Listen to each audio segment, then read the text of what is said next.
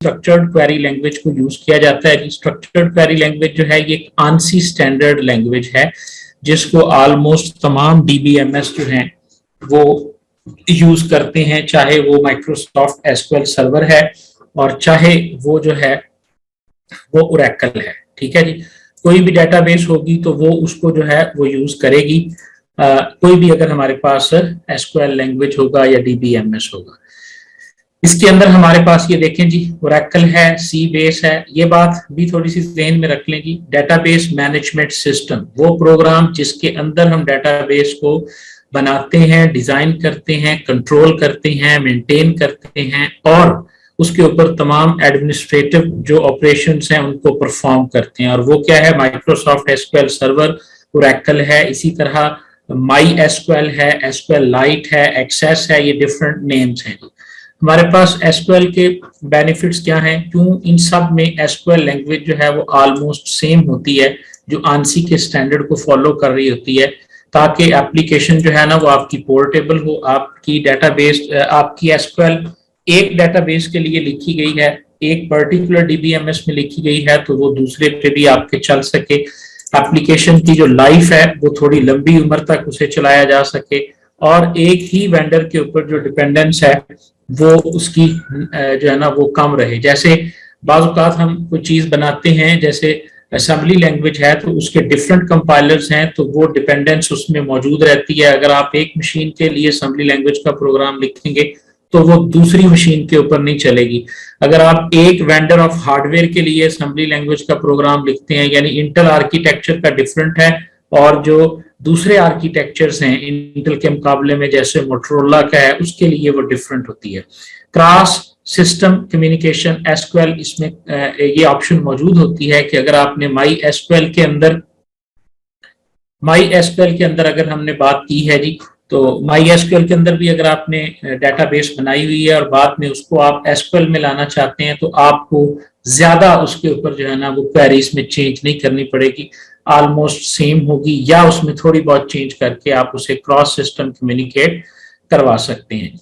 जी फरखंदा, इसके ऊपर हम अब एंड पे बात करेंगे जी, फिलहाल हमें इसको कैरी ऑन करने दें। जो भी आपके क्वेश्चन होंगे, चूंकि ये लास्ट सेशन है, इंशाल्लाह उस पर हम बात करेंगे।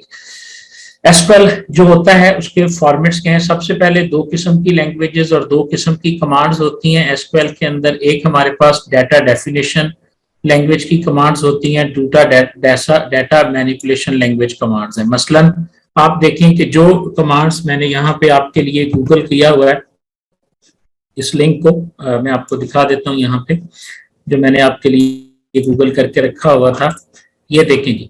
DDL कमांड्स की बात करें तो create, alter, truncate, delete, drop, rename, ऐसी कमांड्स जिसके जरिए आप डेटाबेस में मौजूद किसी स्ट्रक्चरल चेंज को कैरी आउट करेंगे। यानी आप टेबल को बनाने जा रहे हैं, डेटाबेस को बनाने जा रहे हैं, इंडेक्स को क्रिएट करने जा रहे हैं, डेटाबेस के स्ट्रक्चर में, टेबल के स्ट्रक्चर में चेंज करने जा रहे हैं, किसी टेबल को ड्रॉप कर रहे हैं, किसी टेबल को रीनेम कर रहे हैं। ये सारी जो है ये स्ट्रक्चरल चेंजेस कहलाती हैं डेटाबेस के अंदर। तो स्ट्रक्चरल चेंजेस की का मतलब है कि हम डाटा की स्पेसिफिकेशन के अंदर जो है ना वो चेंज कर रहे हैं।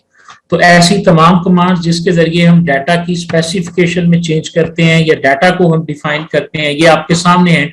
मशहूर जो DDL कमांड है, जब आप कहीं से भी देखेंगे तो अगर कोई मजीद भी होंगी तो वो भी आपको नजर आ जाएंगी। यानी DDL कमांड्स लिख के आप देखेंगे तो आपके पास वो एक लिस्ट ऑफ कमांड्स होनी चाहिए कि ये DDL की कमांड है या DML की कमांड है। On the other hand DML commands वो सिंपल कमांड्स हैं जिनको हम ज्यादा यूज करते हैं टेबल में डाटा इंसर्ट करने के लिए, टेबल में मौजूद पहले से रिकॉर्ड्स को अपडेट करने के लिए, टेबल में मौजूद रिकॉर्ड या रिकॉर्ड्स को डिलीट करने के लिए, ठीक है जी, टेबल में कंकरेंसी जो होती है उसे लॉक करने के लिए, किसी खास सब प्रोग्राम को या PL प्रोसीजर को या SQL प्रोसीजर को कॉल करने के लिए, या यानी इसमें अगर आप देखेंगे तो पर्टिकुलरली हम स्ट्रक्चर की बात नहीं कर रहे, हम जो डाटा है हमारा उसके ऊपर हम ऑपरेशन परफॉर्म कर रहे हैं। तो ऐसी तमाम कमांड्स जो हैं ये हमारे पास डाटा मैनिपुलेशन लैंग्वेज के जुमरे में आती हैं और ये सारी DML की कमांड्स हमारे पास कहलाएंगी।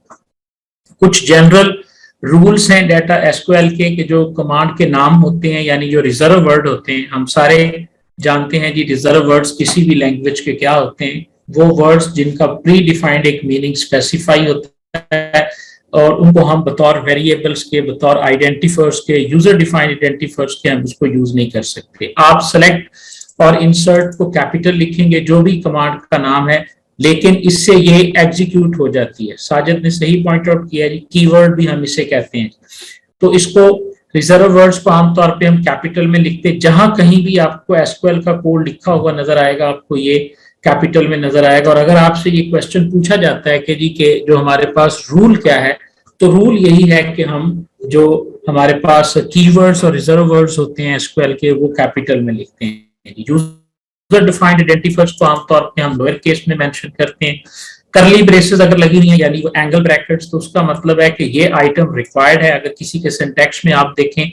और बिल्कुल जाहिरा केस सेंसिटिव नहीं है, केस सेंसिटिव नहीं है, पहले बता दिया। सिलेक्ट स्मॉल में लिखें, कैपिटल में लिखें, ये नहीं है।